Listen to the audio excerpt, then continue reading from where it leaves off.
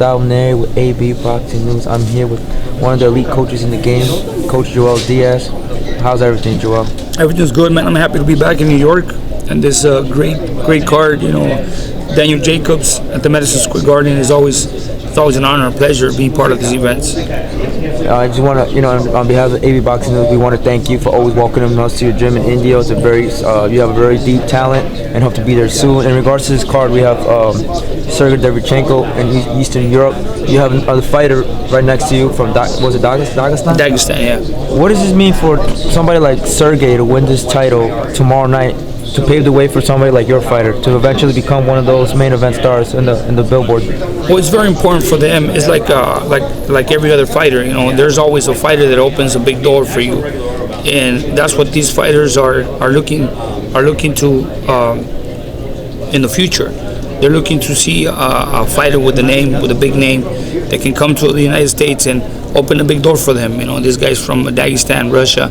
I have fighters from Uzbekistan, Dagestan, and obviously these fighters are here for a reason. They wanna be known.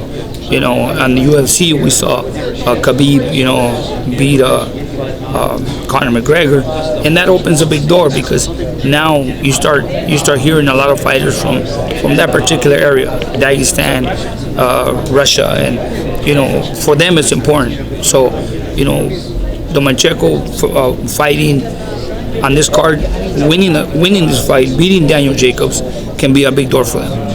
In regards to the big news these last 2 weeks, we've seen Canelo sign that $365 million deal with DAZN. With Canelo not going, digital streaming, that leaves the void of pay-per-view star. In your mind, who do you think could fill in that position, and do you think Deontay Wilder could be that next pay-per-view star?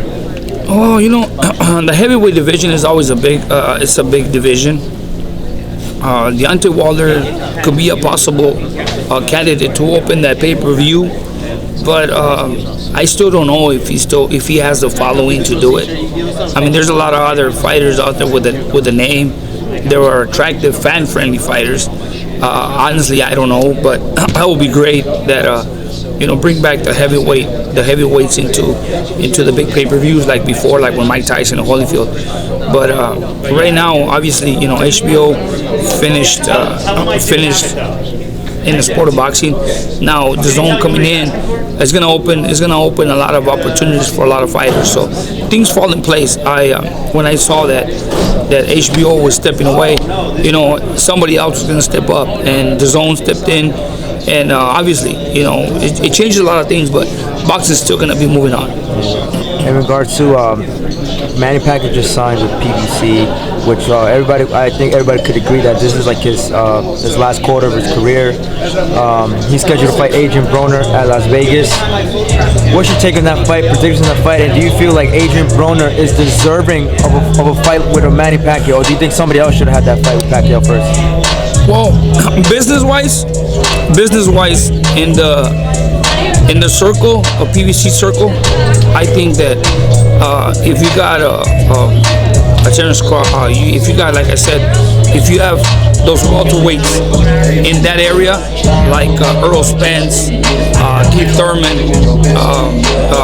Sean Porter, I mean, no disrespect to Adrien Broner, but I think from all those fighters, he will be like the weakest link to fight Manny Pacquiao coming into the new promotional. Excuse me, with Al Heyman. I think that if you put Earl Spence, Sean Porter, Keith Thurman, and Adrien Broner, from all those four fighters, obviously they got to start up Manny Pacquiao with the easiest fight. I'm not saying it's going to be an easy fight, but I think it's the most winnable fight for Manny Pacquiao to come into the new promotion. It will be a lot tougher to put him as like a Sean Porter and Earl Spence, or even a Keith Thurman. But it's going to be a great fight. Don't get me wrong. Adrien Broner always puts up great fights. He never turns anybody down. And stepping in the ring against a Manny Pacquiao, it's a very dangerous fight for him. They also were about to announce Errol Spence versus Mikey Garcia at 147. Mikey's going to be moving up 2 weight classes. If Mikey loses his fight, does he lose credibility in his resume, or him moving up makes it credible enough that it's a win for him, even if he loses this fight? Honestly, it doesn't lose any credibility on his side because he's risking a lot moving in 2 divisions higher, against a stronger, bigger fighter like Earl Spence. If he loses to Earl Spence, obviously he lost to a natural welterweight, a bigger and stronger fighter. He can always go back and stay in his natural weight class and still keep reigning as the best fighter in that division. Thank you for your time, Joel Diaz. Style there, AB Boxing News. Thanks again. Hope you enjoy New York. Thank you.